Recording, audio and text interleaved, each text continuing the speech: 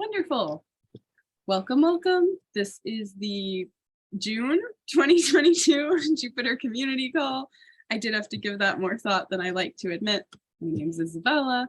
I'm going to be hosting today. Hooray. Yeah. Thanks y'all for being here.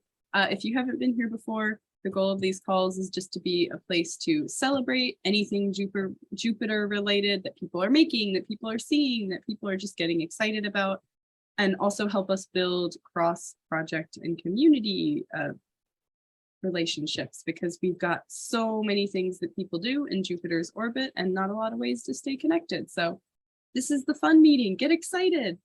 But before we get into the fun, there's a few things I have to say for housekeeping first. One, this call is recorded. You've heard that, but just a reminder, whatever that means to you. Two, because this is a Jupyter event, we are held to the Jupyter Code of Conduct. That includes me. I actually have to get you all a new URL because jupyter.org/conduct I think doesn't exist anymore. So be patient with me on that. I just checked today. And three, if I mispronounce anyone's names, please let me know. But with that, what we're going to be doing is following the agenda I linked before this. And so our first stop on the list will be all our short reports, celebrations, shout outs. So these are just exciting things that don't necessarily need discussion. And we have one. Hooray! Steve, thank you for linking the code of conduct too, but take it away. Oh, Matt. Okay. So I just wanted to give a little bit of a sneak preview. This will be a blog post once everything's ready to pull the trigger on. But if you've ever written a Python package, you probably use setup tools, and it's been sort of a pain in the butt over the years. We've been like basically finding ways around it. We had Jupyter packaging for a while to smooth over some of the pain points, but even that had its limitations. And then recently, there was a packaging backend added to the Python packaging authority called Hatch, which got a 1.0 release. And so I started trying to experiment with that and see what we could do as a Hatch plugin, because it offers a plugin system. And so basically we took the parts that were in Jupyter packaging and made them a plugin for Hatch that does all the same stuff, like ensuring your NPM assets are in place. And also been working on a migration script to take your existing Jupyter packaging metadata that's either in setup config or setup.py and translating that into stuff that either Hatch or Hatch Jupyter Builder, the plugin name, understands. It's getting pretty close. So the Jupyter Lab extension cookie cutter TS is like that PR is open, and that is a result of running the merge script on the thing that you would have gotten from running the cookie cutter. The widget cookie cutter TS is almost done. The PR is just about passing.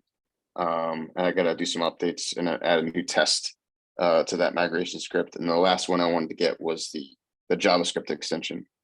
And then, so we've already merged this into Jupyter servers using it. Jupyter Notebook itself is using this backend.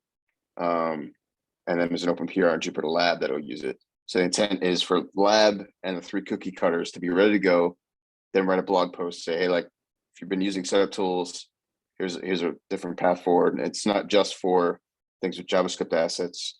Hatch also supports what was deprecated in setup tools, the data files, and actually it does it better, and it's cleaner to use, and it works in editable mode, whereas data files didn't.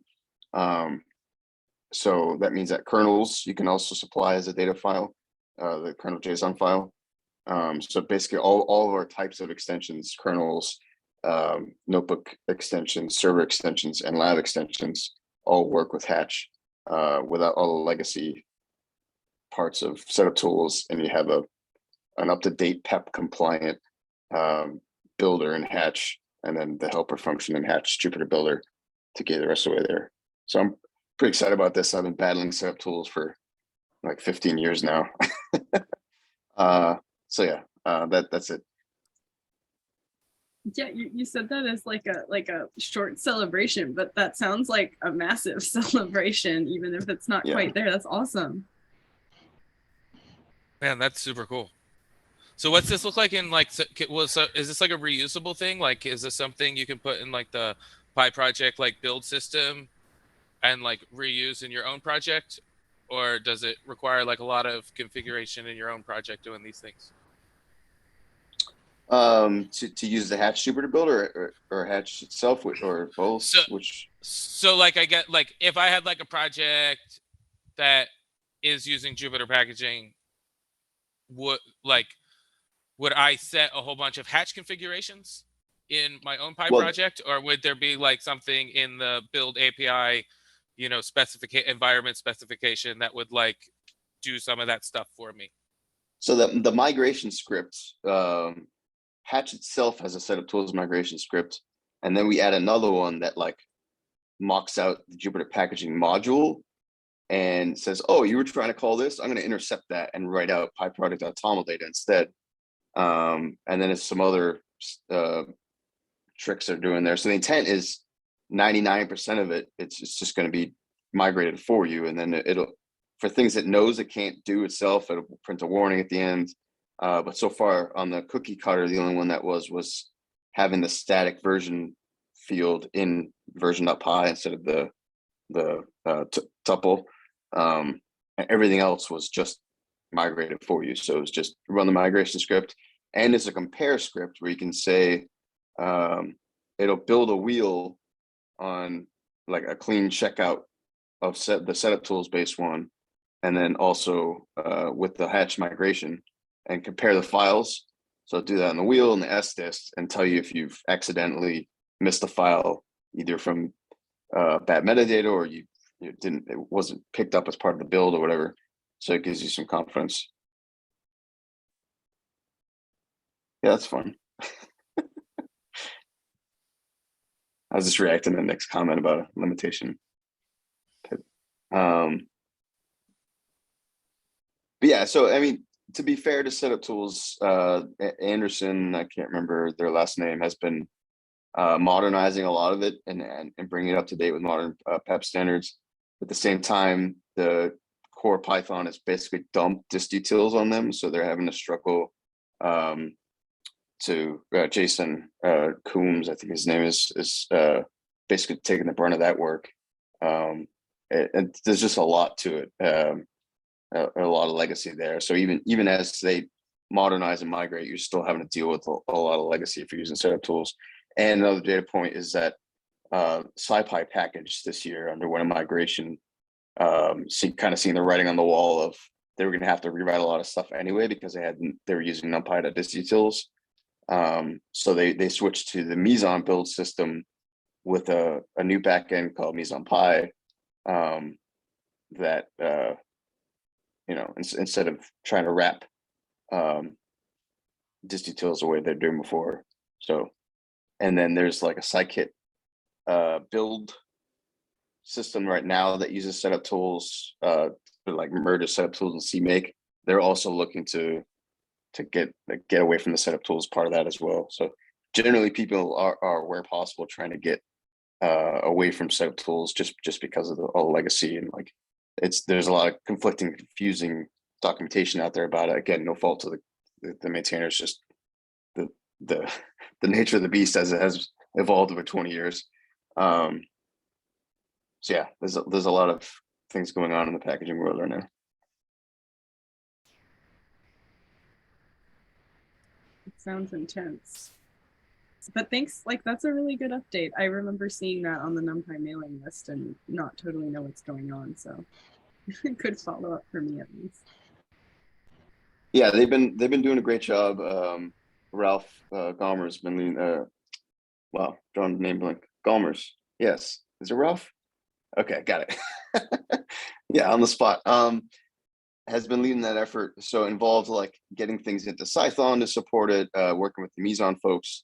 So they still have a couple of workarounds for limitations on both of those projects. But it does work. They're able to build the new version of SciPy that's in RC right now. I think it's 1.9. And NumPy is going to follow suit and basically replace and deprecate NumPy.distutils probably along the same timeline as Python itself is. So, yep, everything's moving forward to the new standards and the new backends that are coming out.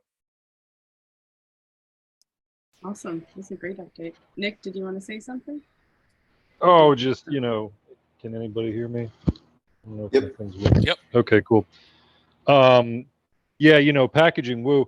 Yeah, I mean, there's just, you know, no one really likes someone showing up with, I'm going to fix all your packaging problem PRs. And I really want to give a shout out to Steve for actually doing it, because it's so painful, right? People have such scars from that over the last, as you've said, like literally decades. Most of our careers have been during this dark time of Python packaging, that like we want to reuse software, but for some reason Python wants to do it its own way, but its own way is 50 different ways. I don't know.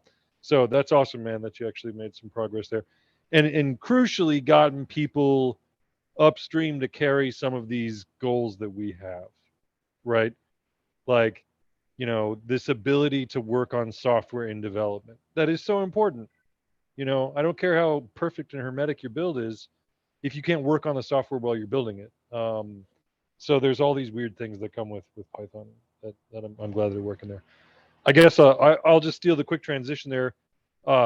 Packaging Python for the browser Oh boy. is working great, and yeah, it's really working great. You know, the folks from Quant, whatever the one of the S words is doing some very cool stuff. It's one of them. I don't remember. And so they've got the better part of the Conda stack working in there for the Zeus stack. So with that, you know, you kind of know you have all the stuff up front.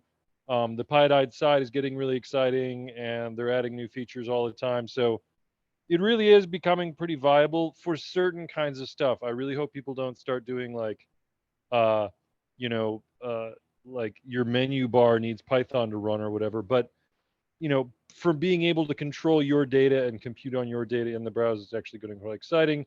Our little Jupyter Lite announcement on there is that you can access from inside of both Zeus Jupyter Lite and PyLite, the one that is still bundled with it. If you upload a file, you can access that inside your kernel. If you create a file, it immediately shows up in your file manager. You know, all these weird boundaries that we had to create for ourselves are kind of slowly dissolving. Oh, and it has a real service worker so that it does the heavy duty cache. So if you're using it on tryjupyter.org and stuff like that, if you are not in private browsing and you don't clear out your cache, it's actually only going to download that 25 megabytes of NumPy once, right? It's not going to keep downloading that every time. It's not going to download pandas every time. So there's really, you know, we really finally are making some headway against some of those problems. So it may not be as cool as PyScript, but the fact that it still works with all the cool stuff that people are building in the community still makes me pretty hopeful. And that's about it. Quote, not as cool as PyScript. I don't know. I've used Jupyter Lite to help a lot of people not super familiar with Jupyter lately. So I'm really grateful. Thank you. I feel like with Nick and Steve's like last stories, like to hear them now versus like 4 years ago, because y'all have wanted this stuff for like so long, it's almost like triumphant to hear that like there's momentum behind things that you know you've been pushing for so long. That's so cool. I think it's getting mainstream, right? Like that has been this dream all along, is that, you know, interactive computing, it has been mainstream for a while. We won that a while ago. You know, everybody wants to put it in their front end, but like simple packaging, I don't. It's crazy. It's crazy to have to argue for that, but here we are. You know. But here you are succeeding, right? It's awesome. Packaging really has gotten easier for the layman. Like in the past, I used to have to be like, Nick, can you lift me up so I can see what's happening? I'm not tall enough to like ride the ride. Like, but now it's like at a place where like, yeah, we can do these things. But for a while, it was just like the layers of complexity were just like super hard to handle. Yeah, yeah. Well, I mean, some of the most exciting stuff is the Rust guys. That's pretty straightforward to get some Rust in your Python these days, and so it's really cashing in on that long held promise of Python is the second best language at everything, except when it's the first best, because you wouldn't want to actually do the interactive computing part in Rust, or you wouldn't want to do it in Fortran, or you wouldn't want to do it in C++. But you need the power that those languages have. So the fact that it's like a couple lines of config in your in your project.toml, and you've got Rust in your Python, it's incredible.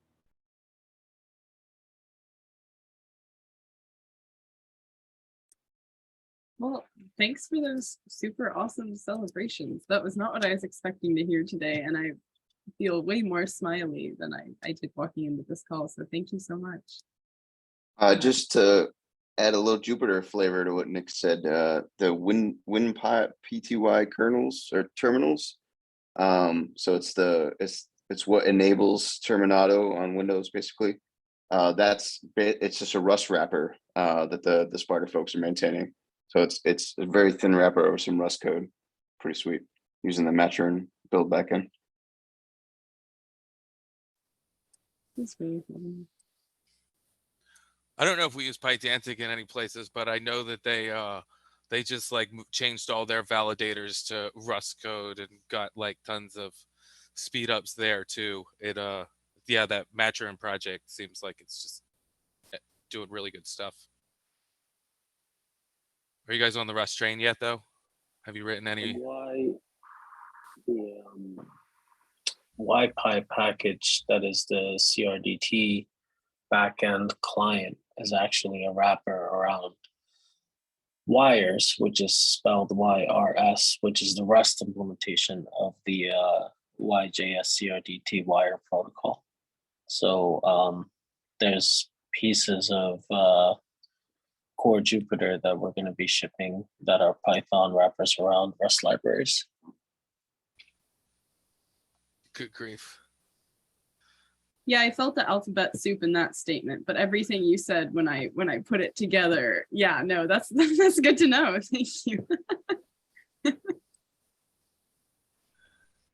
Yeah, and then to Inception all the way fully back on there. I mean, that I still think that WebAssembly stuff's going to show up at some point. It's 2022 is probably not the year when that's going to make sense to have that be an option everywhere in the stack, but I think it's getting closer. And there's a number of new WebAssembly runtimes, and the WebAssembly component standard is chugging along. So that's going to leave us in this place where it's not really, because the first implementation happened to be in a language, no longer needs to guide necessarily what an ecosystem does forever. And I think that's an important thing for Jupyter. Like, again, Python is a really great interactive computing language. It's not a really great systems programming language, unless you're Matt Rocklin. So like, it's, there's all kinds of ways that we can grow as the building, packaging, shipping, and sustaining of software becomes something that people are engaging in more collaboratively. Yeah. The Oracle of House Bullweg has spoken. That's what's coming next. Awesome. Any other comments on those threads? I'll be quiet for a moment.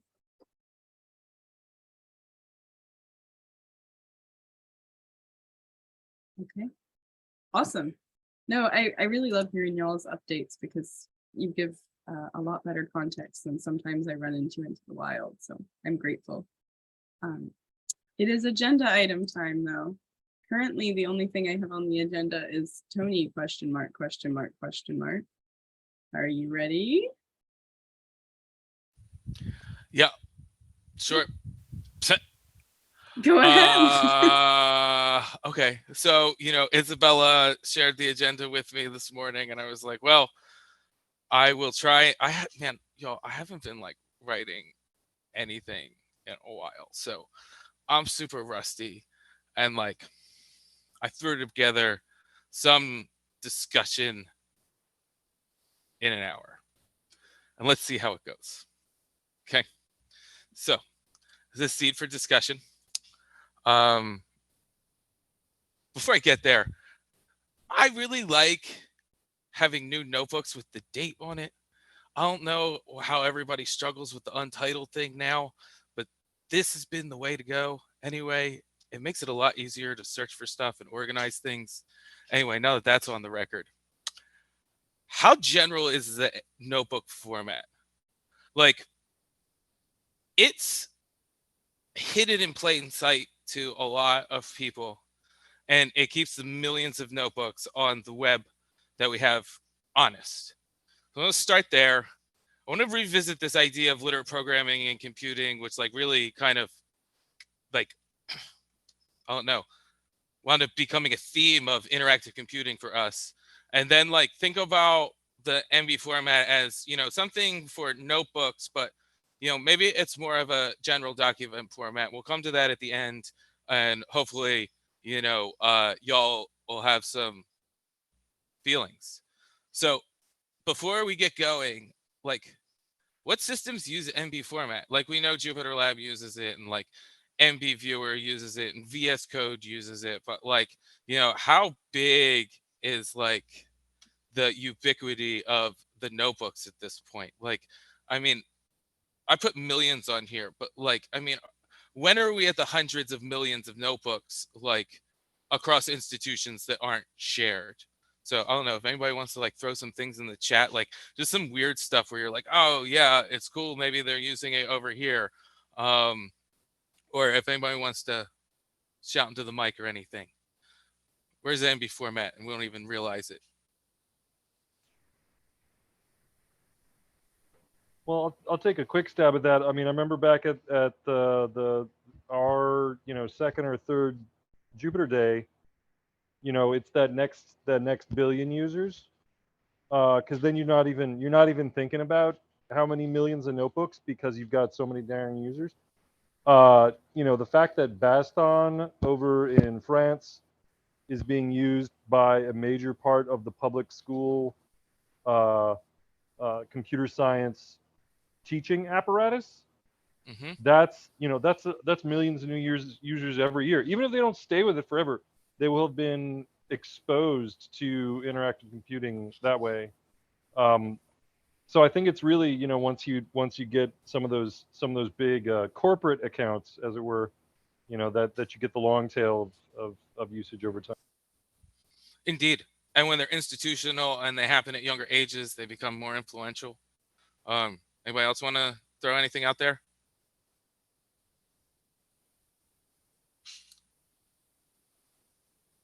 If you're looking at places, we've had some really good conversations with people at Space Telescope recently. Yep. Because they've been showing up to some of the accessibility meetings, and those have been really interesting conversations. And most of those are like public research and public notebooks that are available. So that's the one on my mind. Yeah, a lot of the big telescopes do it. The LSST also has a big notebook system and pipeline, machine learning pipelines. Like at this point, it's really hard to like even like number. Like we've got so many tools, we've got interfaces, we've got publishers using it, organizations and communities. Julia, for some reason, wants to use a different format.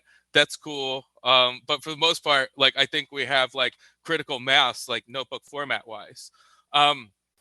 But like a while ago, Fernando wrote a blog post called Lyric Computing and Computational Reproducibility. There's another,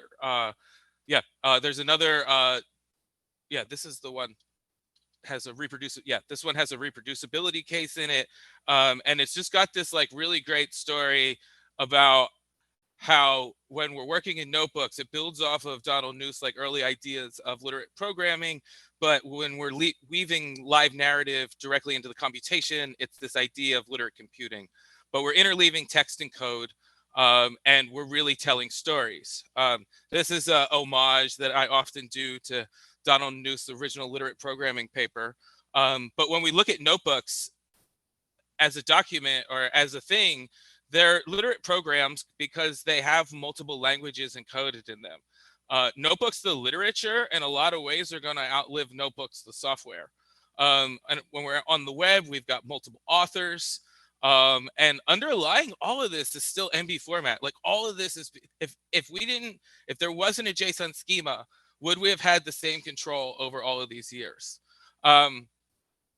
Recently, we've seen a push of notebooks towards like files where it's like, hey, let's take this notebook, let's turn it into Markdown, let's turn it into Python, let's turn it into a file system, let's turn it into some cached code, all of this kind of stuff. But for the most part, like we're focused on file systems. But when we get rid of that notebook format, when we get rid of that JSON structure, we lose a lot of things that we know. So with all the work that Nick's talking about with PyScript, PyLite, JupyterLite, you know, this idea of POSIX is like a little bit different when we're working at the web. It's weird to do file stuff on the web, but you know, JSON becomes the thing that becomes most important, right? So, you know, this notebook format as an interface for applications at mass scale for documents might have something to it. So like when you have JSON, is it valid JSON? Is it a valid MB format? How big is it? How's this going to affect performance? I'm not going to hit that point. So this is where it's got me too thinking these days, at least in my work and my past experiences, writing notebooks and teaching people to write notebooks. The notebook format is a hypermedia collage.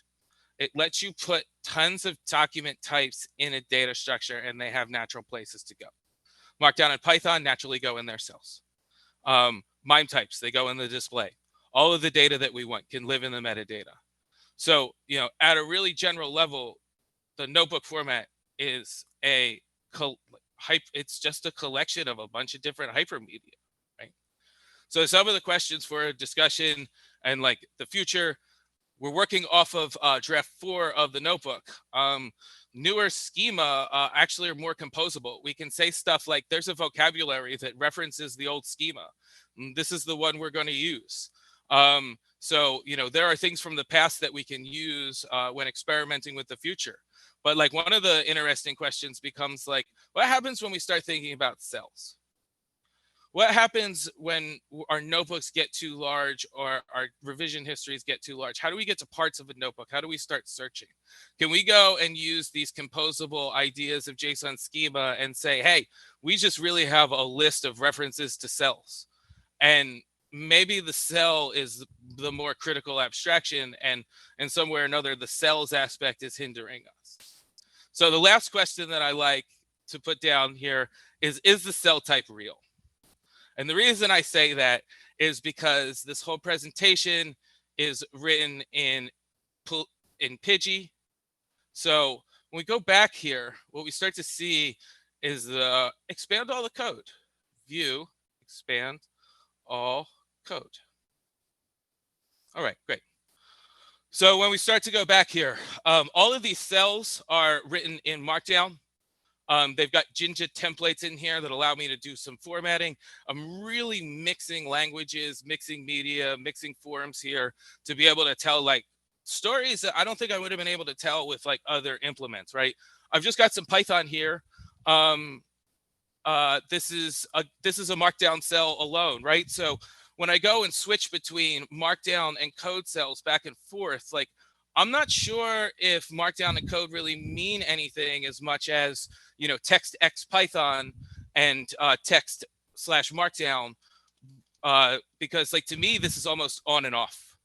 At least in my experience writing this very weird language, but really thinking that like in the future, folks are gonna bring language to code. They're gonna come with a lot of Markdown skills and the need to communicate, and code's gonna be kind of just another device along with data and so on and so forth. So as we get back up to the top here, and we start to look at, kind of a very weird approach to writing notebooks, how general is the MB format, and like how general will it be is kind of my question. So yeah, there you go. That's what I did today. That's what I did because there wasn't an agenda. So this is why we do the agenda in the future. Anyway, I'm done. Applause. I think Muldarian unmuted actually. I'm gonna let him talk. One comment is I've wondered whether it's fit for purpose to stuff maybe some metadata about cells that are generated by other cells, but actually keep something that is a full MB format spec compatible document, but when rendered is a spreadsheet. And I'm not sure it's a fit for purpose document for that, but it'd be kind of cool if there's like a notebook file that's an actual legit notebook file. You can render it as a notebook, look at it, modify things, but you can string together a real spreadsheet, whereas certain cells are code cells, but the rest of them are sort of filled in or something. That was one thought. The other thought was, I think we specify an MB format that a notebook must have more than 0 cells, and that seems like an oversight. But I like how flexible and out of sort of just the standard notebook mindset you're thinking about this stuff. It's cool. Thanks, man. Yeah, I like, so one of the tools I worked on a while ago was basically I was using Dask to ingest the Jupyter file contents manager, right? And then you dump the notebooks, you dump the all that stuff to data frames, and then search gets really good. But there's and like with the MIME types and all of those things, you can actually build a really strong query language across notebooks. So, at a large organizational scale, like redoing work that somebody else has already done and rewriting code is expensive, especially when you have a lot more people that could potentially be doing it, and figuring out how to access parts of things and search parts of things at like big scale. Yeah, I don't know. I don't think we've tested the notebook format for that yet. Another thing this made me think of was a couple weeks ago, we ended up talking about MB format in a Jupyter Lab call. I think because I think it was for the Jupyter Lab benchmarks repo.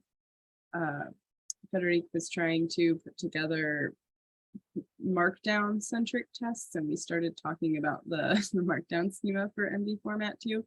I don't think that ended up anywhere in particular, but less related to your where is it going to be used and more related to people are using it and constantly running into limits with that. Oh, Markdown's a great gateway drug to computing. Like, I think we need just like the most inclusive Markdown world, right? Because like people love Quarto over in R. There are heavy R Markdown users. Mist is gaining allegiance, and Pidgey has one user. He just presented, but Two. one day. Two.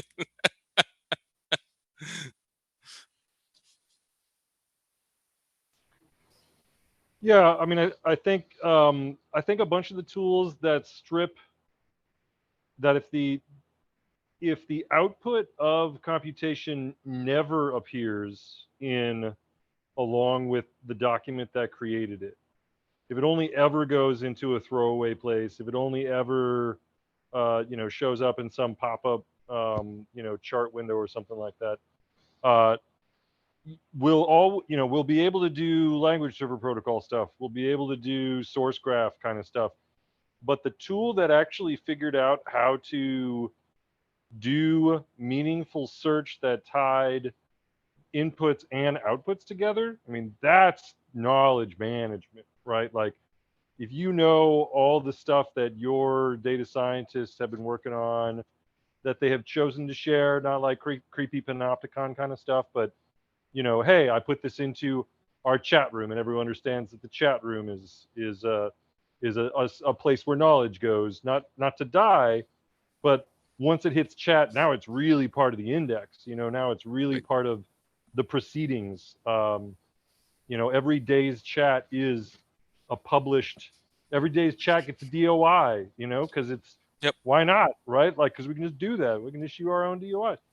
I think that's a very powerful place that computable inputs and outputs can take us.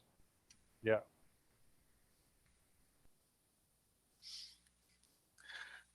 So one of the things that Isabella and I make jokes about when we're talking about things, and this is no disrespect to y'all, because for me, for a really long time, Tumblr was my favorite place. I really enjoyed Tumblr. But y'all, seriously, how's Tumblr not a notebook? Like, I mean, it's basically just like a notebook with the outputs on the top and the input on the bottom. But like, the end of the day, I just like, I have one notebook that's basically my Tumblr for the day. That's why I've got a date on the notebook, and that's where my notes go. So I don't know. For me, it just brings me back a little bit. Makes me think about yeah, I don't know, a website that was actually like a cool way to express yourself, right? Um, And threaded comments. yeah, yeah. And the threaded comments that helped in their position and their content, helped who was interested in what you were doing and which things you were doing were most interesting, which are really hard problems. Like, if you're out there just throwing stuff into the ether and making a blog and making a gist or whatever, it's hard to assess whether those things are interesting. And the more technical that your stuff gets, the even harder it is for someone to imagine coming in and talking about it. And so, yeah, if all you can ever talk about are 140 character tweets or whatever, that's small enough that you can actually take it in. But I think a lot of people have thoughts that are bigger, and they need more space. And the notebook is a great way to put stuff in there. There was an incredible notebook just the other week. A guy designed a brain fuck processor in Python that he compiled in one notebook. So did the pass through to VHDL and then actually emulated it inside of the kernel. You could not do that. I think the notebook might be the only platform you could actually convince yourself that an ESO-Lang like that is worthy of having a dedicated CPU, and I'm going to write it right here, and with the ability to do text layout good enough to handle a white space only language. How'd you find that? How'd you run into that? Front page of Hacker News. It was when you look on there, it says it has the domain. So my eyes always perk up when it's nbviewer.org, right? So Nice. and Share a yeah, link. yeah, I'll find it. Yeah. Thanks. Oh, I have a cool share. Nice. Go ahead. So yeah, let me do a screen share. Is this gonna work? Yeah, Firefox. So I saw Jeremy start this repo. It was like showed up in my GitHub feed, and I was like, wait a minute, I think I took this class. This is digital communications at University of Florida. I took this class in like 2008, and it was in MATLAB, and now it's online as a Jupyter Lite instance. This absolutely blew my mind. Like, what the heck?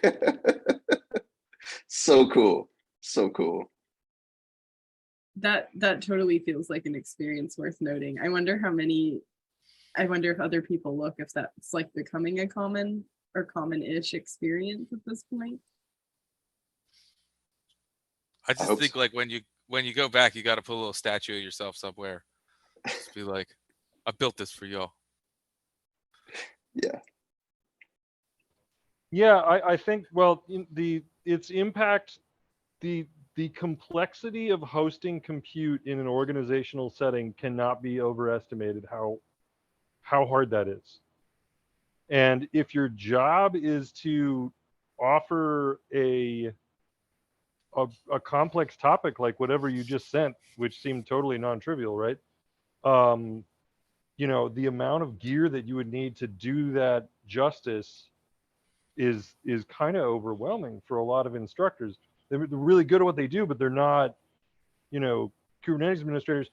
Or certain companies come in and they get your IT to start moving all their stuff over to their cloud services, and then you have no way to offer anything bespoke that isn't like fully buying into that ecosystem, and then your content lives there. So yeah, I think we're going to see a lot of Jupyter Light and related technologies. And to that point earlier of PyScript being cool, like the shortcoming that it has is that they did not give you a set of tools um, for building editors out of the box, right? Like that's they if they had deconstructed Notebook Classic, or if they deconstructed IPython, frankly, terminal based, line by line based, and giving you an easy way to build that might have, if it was easier to build a bespoke whole UI, but it's still, you still have to lift a lot of water. So as long as Jupyter Light still lets you drop in, have your markdown, have your LaTeX and get to your code without too much problems, I think it's going to be a very powerful offering. Yeah. I was gonna do the demo on Jupyter Light, but I couldn't figure out how to make a GravViz happy there. But one day. Oh, uh, yeah, I bet that would almost work today with the Zeus backend one. So, we can, like, that's a thing we consider.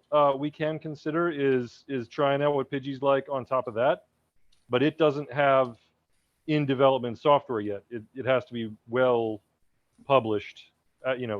Not saying Pidgey's poorly published, but like the feedback loop on building something that only runs in the browser is very critical. So having that read the docs thing or whatever. I mean, read the docs. So that's a thing here. That's actually there's a topic up on the community call right now that's got started by who started it? Who's up there? Chris, Dr. Holdegraph, and Yuvi chimed in. A bunch of other people chimed in. But it's like the publishing platform that leads to Jupyter Lights. All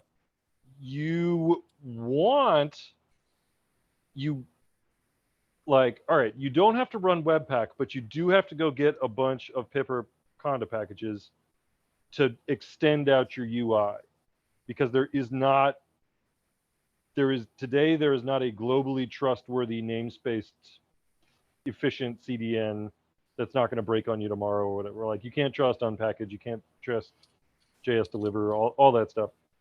So, like, what is the thing that's going to help us build and distribute these learning activities? And the thing you just showed, they're hosting that on GitHub pages? Probably.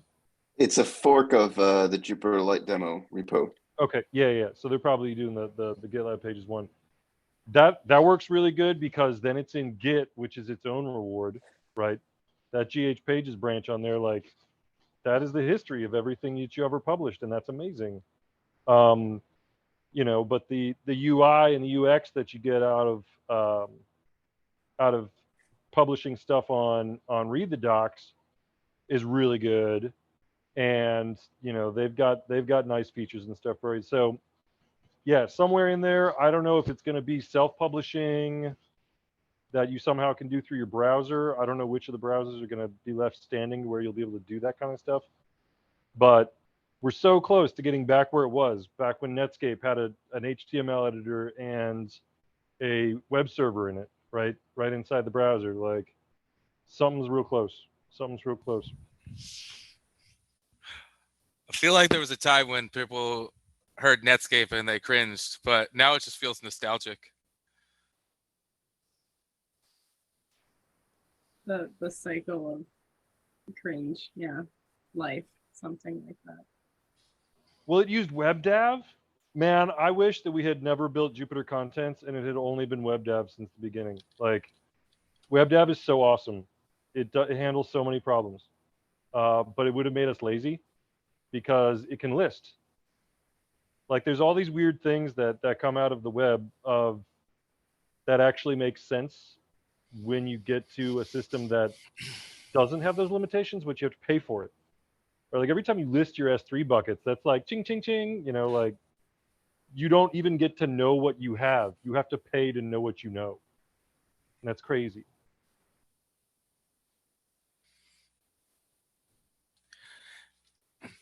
Hey, can I share a one-liner with you guys?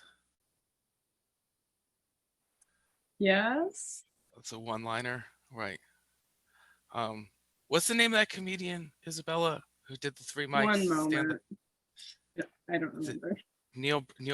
Neil Brenner, something like that. He has this good special. It's like he's got three mics. One's for short joke, one-liners, medium-sized jokes, and then like long ones. So you know what you're getting. This is a one-liner here. So, okay. So there are tons of schema online. Yeah, I'm obsessed with schema. But it serves a purpose here. So this, I wrote a library recently. It passes the entire JSON schema test suite. I rewrote all the validators because, well, why wouldn't you? So anyway, when I run this, what just happened? So I pulled in a thing that has schema from the web, but what it actually is a fully fledged Python type. So basically it went and built you a full Python type. It does if then else logic, all of logic. It does all the properties things. It does all the references, dynamic references, so on and so forth. But what becomes really nice is when you start using these things and when you start describing your types well, you get some more meaningful assertion errors and stuff like that. But the reason I've been thinking about this is because y'all have gone and put Python and JavaScript and Rust and Prolog and SQL and everything all in one place now, and everything has its own type system. But like, how are we, like, what is life like when we're managing like all of these types in all of these places? And I don't know. I think there's a lot to think about, like when you're in Jupyter Lightland and we're doing JSON stuff all the time. And it's like, can I just have my type system as something I import? But yeah, I've been using this because it lets me turn things into traitlets, widgets, CLIs, UI, tons of stuff. But that was my short little guy.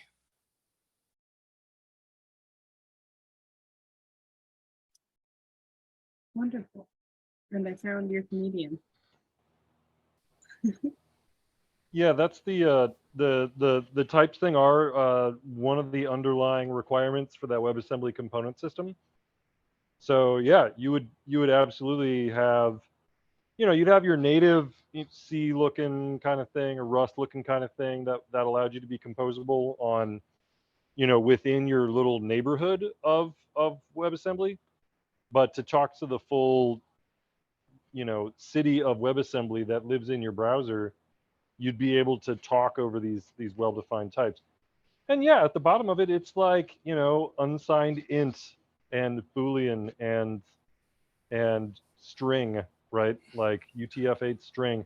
It doesn't take that many things, data shape kind of stuff. It doesn't take that many things to start at the bottom. And I just don't know how, if it's going to get up to where it's like, what is a markdown type, right? How would you even think about that? And you just throw it over the wall of a markdown type is a string that carries with it the knowledge that it can be rendered as markdown. Or is that as far as you go? Or does it actually, do you know more things about it? Right. Yeah, it's interesting. Like Open API has really pushed where JSON schema has gone. Like there's been a lot of like company and community investment, especially around Open API. Like that system got so popular that people really wanted it to be extensible and stuff like that. So when you bring in like the standard JSON schema and Open API into this mix, you can define pretty much most of, well, and like a JSON table schema or something like that, you can pretty much define most of the, at least type annotations or type systems with these few JSON schema vocabularies. I don't know how to deal with the multiple language thing. I feel like it's text / markdown plus some variant, some vendor thing, right? Because like Quarto actually maintains a fork of a common mark spec. Mist just has their own like JSON blob that they validate against. I think it's almost like up to the variant with that one. That's a hard problem.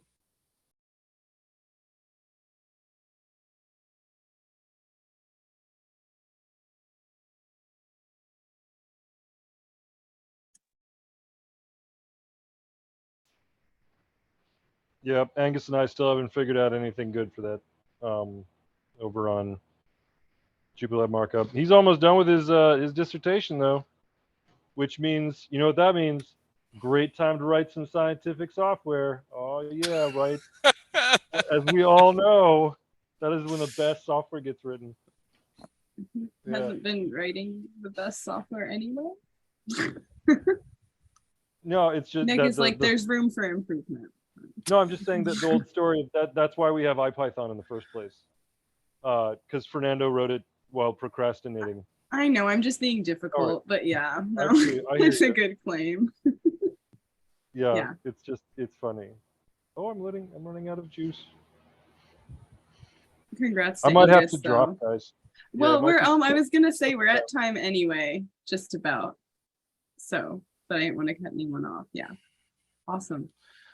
Hopefully we successfully lulled Darian to sleep. I really hope so. I looked up to make sure mute was on just in case I snore. You sound kind of sleepy, even though it's probably microphone interference. Oh no, it's sleeping.